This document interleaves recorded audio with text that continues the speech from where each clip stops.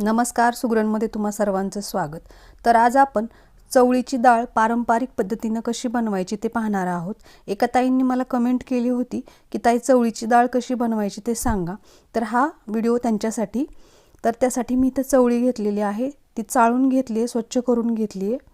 नंतर काय करायचं, एका पाटीमध्ये पाणी उन्हाला ठेवायचे आणि त्या पाण्यामध्ये आपल्याला ही जी चवळी आहे ती भिजत ठेवायची। वरती जी खराब आहे ते वर तरंगतीये, ती बाजूला काढून टाकायची। तर आता आपल्याला काय करायचं, ही जी चवळी आहे ती छान अशी भिजेपर्यंत पाण्यात ठेवायची। तर थोड्या वेळानंतर म्हणजे 4-5 तासानंतर मी चेक केले, अशा पद्धतीने चवळी 2 भागांमध्ये वेगवेगळी होती आणि छान अशी डाळ तयार होती। तर आता काय करायचं, यातलं पाणी काढून टाकूयात। चाळणीमध्ये पाणी नितळून घ्यायचे। थोडंसं ऊन आहे बाहेर, तर म्हटलं आता लगेच उन्हामध्ये टाकूयात। पाणी छान असं नितळलं, पूर्ण चवळी पाण्यामधून काढून घेतली। पाणी नितळलं की आता आपण ही उन्हाला टाकूयात।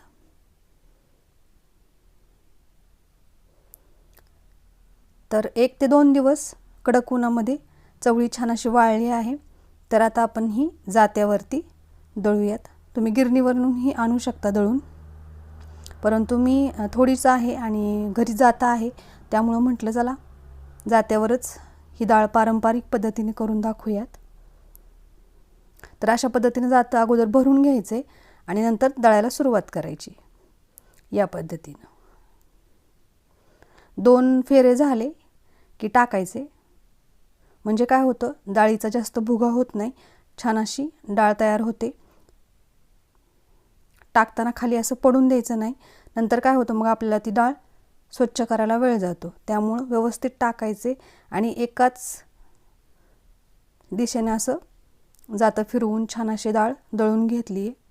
जेवढी माझ्याकडे चवळी होती तेवढ्याची मी डाळ करून घेतली, कारण याची आमटी आहे ना ती खूप छान लागते। तर तोही व्हिडिओ मी नक्की टाकेल।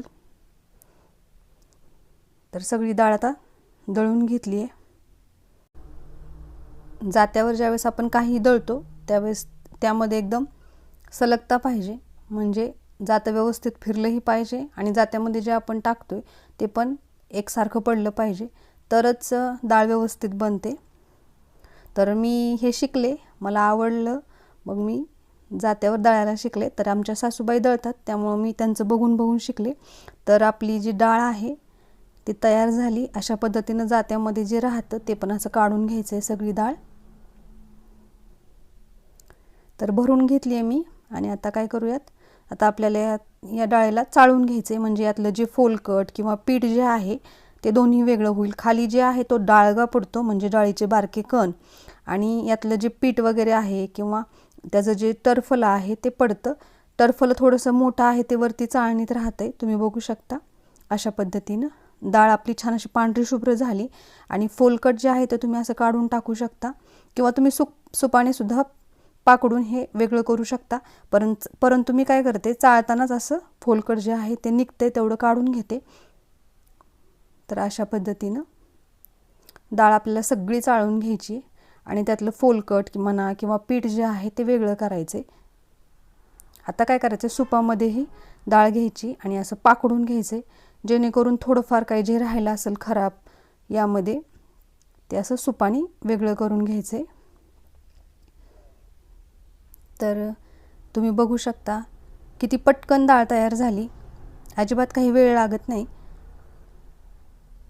प्रत्येक गोष्ट करायच्या अगोदर अवघड वाटते, नंतर ज्यावेळेस आपण ती करतो त्यावेळेस ती आपल्याला अगदी सहज जमते। तर तुम्ही अशा पद्धतीनं जर ही चवळीची डाळ बनवली तर तुम्ही नक्की छान अशी पांढरी शुभ्र चवळीची डाळ घरी बनवाल। तर वेगवेगळ्या ज्या रेसिपी आहेत माझ्या डाळीच्या, त्यांची पण लिंक मी डिस्क्रिप्शन बॉक्समध्ये देईल।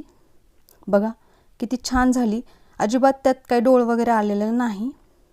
त्यातलं जे खाली पाटीतलं होतं ते मी चाळून घेतले। तर ही बारीक डाळ आहे ती पण तुम्ही भाजी बनवू शकता आणि ही जी मोठी आहे त्याची पण तुम्ही आमटी वगैरे बनवू शकता।